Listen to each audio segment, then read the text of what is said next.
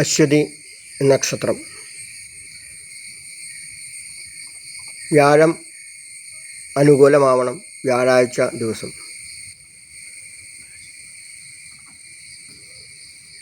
എന്നാണ് എൻ്റെ വിശ്വാസം. വ്യാഴാഴ്ചയല്ലേ നോക്കൂ.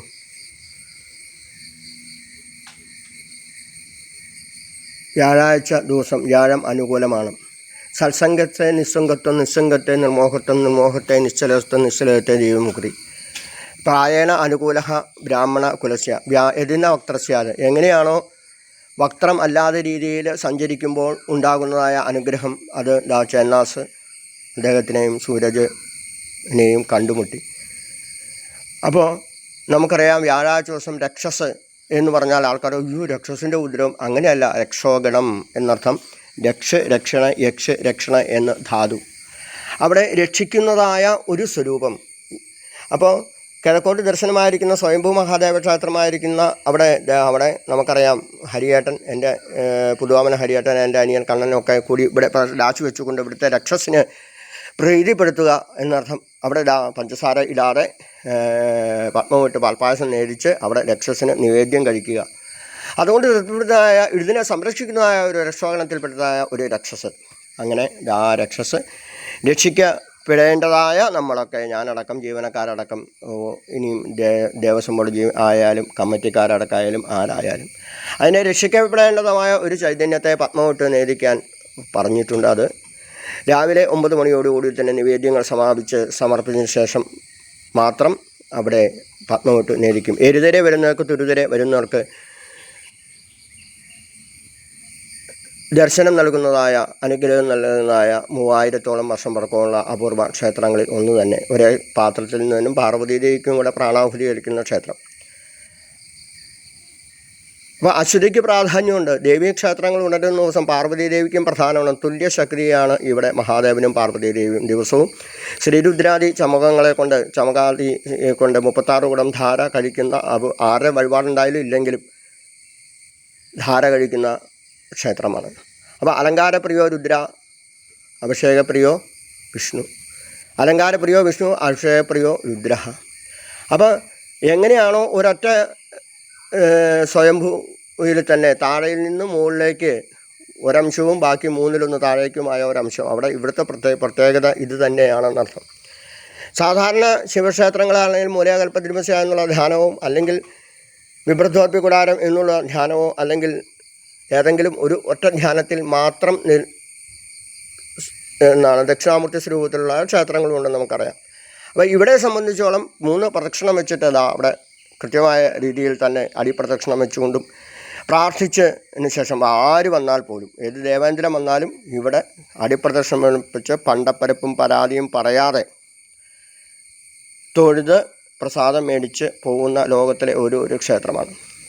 അപ്പോൾ രക്ഷിക്കപ്പെടേണ്ടത് ഒന്ന് രക്ഷസ്, അതാണ് ഇവിടെ സംരക്ഷിക്കുന്നത് മുഴുവനും. അദ്ദേഹത്തിന് നമ്മളിതാ അവിടെ പത്മമിട്ട് നേദ്യം കഴിക്കേണ്ടതുണ്ട്. പഞ്ചസാര ഇടാതെ എന്ന് പറയാറുണ്ട്. അതും ശാസ്ത്രീയ തന്നെ. പഞ്ചസാര എന്ന് പറയുന്ന ലോകത്തിലെ ഏറ്റവും വലിയ വിഷമാണ്, വെളുത്ത വിഷമാണ് പഞ്ചസാര. ആ ഷുഗറാണ്. എന്നാലും ചിലരുണ്ട് നിറയുന്നവരെ കഴിക്കുന്ന അർത്ഥം. പായസം എന്ന് പറഞ്ഞാലിൻ്റെ അർത്ഥം കടുംപായസമല്ല, കൂട്ടുപായസമല്ല, പാലിൽ നിന്ന് ഉണ്ടാക്കുന്ന ആ പായസം. പാലിന് സ്വാഭാവികമായ മധുരമുണ്ട്.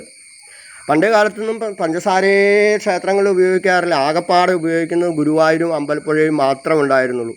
അത് ഈ ടൈപ്പുള്ള ചെറിയ ചെറിയ പഞ്ചസാരയിൽ വലിയ തരി നല്ല പഞ്ചസാര, കാർബൺ ചേർക്കാത്തതായ പഞ്ചസാര, കരിമ്പിൽ നിന്നുണ്ടായ പഞ്ചസാര, അത് പ്രത്യേകം പുറം നാട്ടിൽ നിന്ന് ഓർഡർ ചെയ്താണ് ഗുരുവായൂരും അമ്പലപ്പുഴയും ഇപ്പോഴും ഉപയോഗിക്കുന്നതെന്നർത്ഥം. അപ്പോൾ എങ്ങനെയാണോ ഒരു ക്ഷേത്രം സംരക്ഷിക്കപ്പെടേണ്ടത്, എങ്ങനെയാണ് ആവാസ വ്യവസ്ഥയെ സംരക്ഷിക്കേണ്ടത്, ഒരു സാധനങ്ങളും സംശയമൊന്നുമില്ല നല്ലതല്ലാതെ മതിയല്ലോ. ഒരു ഭസ്മം, ചാണകഭസ്മം, ഒരു നല്ല ചന്ദനം, ഒരു തരി തൊടാൻ, അത് മതി. ഒരു കുടുംബത്തിന് തൊടാൻ എന്തോരം വേണം? ഒരു ശകലം ഭസ്മം. നമ്മുടെ ക്ഷേത്രങ്ങളിൽ തൊഴാൻ പോയാലും ആദ്യം നമ്മൾ പറയാറുണ്ട്, കഴിഞ്ഞാൽ ഏട്ടാ പ്രസാദം വേണ്ടാട്ടോ, ചാർത്തിയ ഒരു പൂവ്, ഒന്ന് തൊടാനൊരു പൂവ്, ബാക്കി മുഴുവൻ വേസ്റ്റാണ്. ബാക്കി എന്ത് ചെയ്യുമെന്നറിയാമോ? ഞാനടക്കം അലങ്കരിക്കപ്പെടും. ചുമരിലും അവിടെ ഇവിടെയൊക്കെ തേച്ച് വരും. നമ്മുടെ കൗണ്ടറേഷൻ നമുക്കാണെങ്കിൽ കഴുകി വൃത്തിയാക്കാൻ എന്ത് ബുദ്ധിമുട്ടാണ്. അപ്പം ആവശ്യത്തിന് മാത്രം സ്വീകരിക്കുക ലോകത്തിൽ നിന്ന്. അനാവശ്യമായ ഒരു ഇല പോലും കളയരുത്. ഒരു ജീവിക്ക് പോലും വേദന വരരുത്. നമ്മളെ യാത്ര ചെയ്യുമ്പോഴാണെങ്കിൽ പോലും ഒരു ചെറിയ ഉറുമ്പിന് പോലും നോവിക്കപ്പെടരുത്. അപ്പോൾ അങ്ങനെ നോവിച്ച് ഞാൻ വരുന്ന വഴിക്കാണ് 2 നായകളെ കണ്ടു. അതിങ്ങനെ ശബ്ദം കേൾപ്പിച്ചു. തമാശയ്ക്ക് അതിനെ കല്ല് കടിച്ചിരുന്ന അതിനെ വേദനിപ്പിച്ചിട്ട് ഞാനിവിടെ നിന്ന് നട തുറന്ന് 36 കുടം ധാരയല്ല 1008 വരെ മൂലമന്ത്രം കുറിച്ചാലും ഒരു രക്ഷയില്ല. ശാരീരികമായോ മാനസികമായിട്ടോ നമ്മുടെ ജീവിതം കൊണ്ട് ആരെയും ഇന്നുവരെ ബുദ്ധിമുട്ടിച്ചിട്ടില്ല, ഉറപ്പാണ്. അപ്പോൾ അങ്ങനെയുള്ള ഒരു ഇല്ലത്തേക്ക് എൻ്റെ അനിയൻ്റെ പ്രായമുള്ളൂ പൊതിയൽ ചേന്നാസ് വന്നെത്തി. എൻ്റെ അമ്മാവൻ ഭാഗവതപുരം ചന്ദ്രമന ഗോവിന്ദൻ നമ്പൂതിരിയുടെ സംസ്കൃതം പഠിച്ചതാണ്, അവിടെ സ്കൂളിൽ പഠിച്ചതാണ് അദ്ദേഹത്തിൻ്റെ ശിഷ്യൻ. യാദൃച്ഛികമായിട്ട് വന്നുപെട്ടതാണ്. അതാണ് അതിഥി ദേവോ ഭവ. അറിയാതെ വന്നു ചേരുക. ഒരു കുളത്തിൽ കുളിക്കാൻ വന്നു, ഇതുവരെ അവിടെ വന്നിട്ടില്ല അദ്ദേഹം. അപ്പോൾ അദ്ദേഹത്തിൻ്റെ പാദസ്പർശം കൊണ്ട് പവിത്രീകരണ സാത്വികനായ മനുഷ്യൻ. ചേന്നാസ് അറിയാം, പുതിയ ചേന്നാസ് അറിയാം, നമ്മുടെ നാരായണേട്ടറിയാം, യോഗസംസോളപുത്രനെ നാരായണേട്ടറിയാം, അദ്ദേഹത്തിൻ്റെ ഏട്ടനറിയാം. അപ്പോൾ ഈ എല്ലാ ചേന്നാസും ഒരുമിച്ച് കൊണ്ട് അനുഗ്രഹിക്കപ്പെടുമ്പോൾ അശ്വതി ദിവസം തന്നെയാണ്. ഭഗവതി ഉപാസകരും കൂടിയാണ് അവർ. അപ്പോൾ അങ്ങനെ അശ്വതി ദിവസം എല്ലാവർക്കും പുണ്യദിനമാകട്ടെ എന്ന് പ്രാർത്ഥിച്ചുകൊണ്ട് എല്ലാ കലകളും കല എത്ര ശേതേ ഇതി കലശ. വെറും ഒരു കുടം ഇങ്ങനെ വെച്ചുകൊണ്ടിരുന്ന കാര്യമുണ്ട്. അതിന് കലശക്കുടം എന്ന് പറയാറുണ്ട്, പക്ഷേ അത് കലശാവില്ല.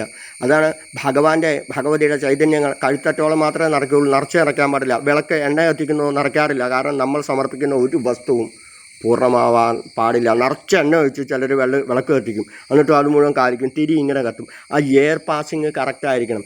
തിരി ഇങ്ങനെ കറക്റ്റ് ഭംഗിയായിട്ട് കത്തി അനങ്ങാതെ നിൽക്കുന്ന അതാണ് ഞാൻ, നിങ്ങളും എല്ലാവരും. അത്രയേ ഉള്ളൂ. ഈ സഗുണരൂപത്തിൽ നമ്മളെയൊക്കെ ഭഗവാനെ കാണാൻ വേണ്ടി, അല്ലെങ്കിൽ ഒരു ബിംബം കാണാൻ വേണ്ടി ആരെങ്കിലും ഭഗവാനെ ഇന്നുവരെ കണ്ടിട്ടുണ്ടോ? ആരും കണ്ടിട്ടില്ല. ഭഗവാൻ നമ്മളെ കാണുന്നുള്ളൂ. അതുപോലെ തന്നെ ഈ വരുന്ന സജ്ജനങ്ങളും ദൈവങ്ങളാണ്. ആ സജ്ജനങ്ങളും നമ്മളെ കാണും, നമ്മൾ അവരെ കാണുന്നില്ല. അപ്പോൾ സംശയമൊന്നുമില്ല, അത് തിരുമേനി വിളക്കൂറ ഈശ്വരനെ കണ്ടില്ല, ചുമ്മാ പറയണ. ഈശ്വരനെ കാണില്ല.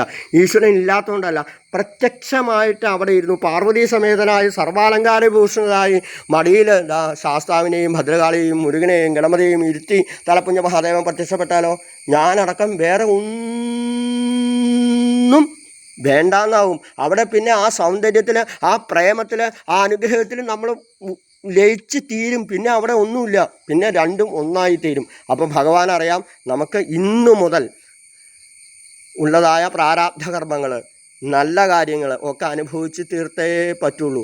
ചില അനുഭവങ്ങൾ, ചില കാര്യങ്ങൾ ഭാഗവത വായന കൊണ്ടോ ഉപാസന കൊണ്ടോ ഒന്നുകൊണ്ടും മാറ്റാൻ പറ്റില്ല. ചില വിധികൾ മാറ്റാൻ പറ്റില്ല, സംശയമൊന്നുമില്ല. ചിലരെ കല്യാണം കഴിക്കുന്നു, ചിലർക്ക് കുട്ടികളുണ്ടാവുന്നു, അവർക്ക് ഡിസബിലിറ്റീസ് ഉണ്ടാവുന്നു, ചിലർ നല്ലവരാകുന്നു. ഇതൊന്നും വിധിയാണ്. അത് ഭഗവാനായാൽ പോലും വിധി മാറ്റാൻ പറ്റില്ല. 125 വർഷം ജീവിച്ചിരുന്ന, കറക്റ്റ് 125 വർഷം തികഞ്ഞതിൻ്റെ പിറ്റേ ദിവസം എന്ത് കിട്ടി? ഒരു വേടൻ മാനിൻ്റെ തല അല്ലെങ്കിൽ കിളിയുടെ തല എന്നുള്ള സങ്കല്പത്തിൽ കൃഷ്ണ ഭഗവാന്റെ കാലിൽ പോലും അമ്പെയ്തതാണ്. അപ്പോൾ ഈശ്വരന്മാർക്ക് പോലും വിധിയെ മാറ്റാൻ പറ്റില്ല. അപ്പോൾ ചില വിധികൾ മാറ്റാൻ പറ്റില്ല. അത് എത്ര ഉപാസിച്ചാലും മാറ്റാൻ പറ്റില്ല. അല്ലെങ്കിൽ മാർക്കണ്ഡേയ മഹർഷിയുടെ ഒപ്പം എത്തിച്ചേരണം. എന്നും 12 വയസ്സ് കഴിഞ്ഞ, അല്ലെങ്കിൽ ചില പുരാണത്തിൽ 16 എന്ന് പറഞ്ഞാൽ എന്ന് തലപ്പുഞ്ച മഹാദേവൻ അദ്ദേഹത്തിൻ്റെ തലയിൽ എഴുതി. ഇപ്പോൾ കൈലാസത്തിൽ തലപ്പുഞ്ച മഹാദേവനേതാ വിഭീഷണൻ്റെ കൂടെ, ഹനുമാൻ്റെ കൂടെ മാർക്കണ്ഡേയ മഹർഷി അവിടെ പൂജിക്കുന്നുണ്ടെങ്കിൽ ആ അവസ്ഥ നമുക്കൊന്നും എത്തിച്ചേരാൻ പറ്റില്ല എന്നർത്ഥം. ഭഗവാൻ മാത്രം മതി എന്നുള്ള അവസ്ഥയിൽ എത്തിച്ചേരുമ്പോൾ ആ വിധി പോലും തലയിലെഴുത്ത് മാറ്റുന്നതായ ഒരേ ഒരു തേവര് തലപ്പുഞ്ച മഹാദേവനാണ്. അപ്പോൾ എഴുത്തുകൾ മാറ്റണമെങ്കിൽ ചില്ലറ കാര്യമൊന്നുമില്ല. വിധികൾ നമുക്ക് മാറ്റാൻ പറ്റില്ല. ചില വിധികൾ മാത്രം ഇങ്ങനെ മാർക്കണ്ഡേയ പുരാണം എഴുതാം, മാർക്കണ്ഡേയ മഹർഷിയുടെ അവസ്ഥയിൽ എത്തിച്ചേർന്നാൽ മാത്രം സാധിക്കുകയുള്ളൂ എന്ന് ഓർമ്മിപ്പിച്ചുകൊണ്ട് എല്ലാവർക്കും നല്ലൊരു ദിവസം നേർന്നുകൊണ്ട്, അശ്വതി ദിവസം നേർന്നുകൊണ്ട്, എല്ലാവർക്കും എല്ലാ ഈശ്വര ചൈതന്യങ്ങളും ഒന്നാണ്. ഈ താഴെ കാണുന്ന ഉറുമ്പും ഈശ്വരൻ തന്നെയാണ്. അപ്പോൾ പ്രണമേൽ ദണ്ഡവൽ ഭൂമോ ആശ ചണ്ടാളഘോദരം. ജാതി മത വർഗഭേദമന്യേ എല്ലാവരെയും നമസ്കരിക്കാൻ സാധിക്കട്ടെ. എല്ലാ കുട്ടികളെയും നമ്മൾ കൈയെടുക്കാൻ സാധിക്കട്ടെ. എല്ലാ കുട്ടികളെയും ഈശ്വരനായ ശ്രീകൃഷ്ണേന്ത്യ വരാൻ പോകുന്നു. അതിന് ജാതി മത വർഗ രാഷ്ട്രീയ ഭേദമുണ്ടോ? ഞാൻ വേഷം കിട്ടും, കുട്ടികൾ വേഷം കിട്ടും. അവിടെ ഒരു ജാതി മത വർഗവും ഇല്ല. ഇനി മുസ്ലിംസ് ആയിട്ട് ക്രിസ്ത്യൻസ് വരട്ടെ, വേഷം കെട്ടാൻ ജൈനന്മാർ വരട്ടെ, കൃഷ്ണനായിട്ട് വേഷം കെട്ടട്ടെ. അപ്പം എന്തിനെപ്പറ്റി ചിന്തിച്ചുകൊണ്ടിരിക്കുന്നു? അതായി തന്നെ തീരണം, തീർന്നേ തീരൂ, അത് തന്നെയായി തീരും. നിരന്തരമായ നാമജപം കൊണ്ട്, നിരന്തരമായ ഉപാസന കൊണ്ട് കൃഷ്ണവേഷങ്ങൾ ലോകം മുഴുവനും കൃഷ്ണവേഷങ്ങൾ ഉണ്ടാവട്ടെ, അതിനൊരു യോജിപ്പുണ്ടാവട്ടെ എന്ന് പ്രാർത്ഥിച്ചുകൊണ്ട് എല്ലാവരും ആയിത്തീരട്ടെ, കൃഷ്ണൻ ആയിത്തീരട്ടെ. നമഃ ശിവായ. പരമദിശ പാപനാശനാഹരെ.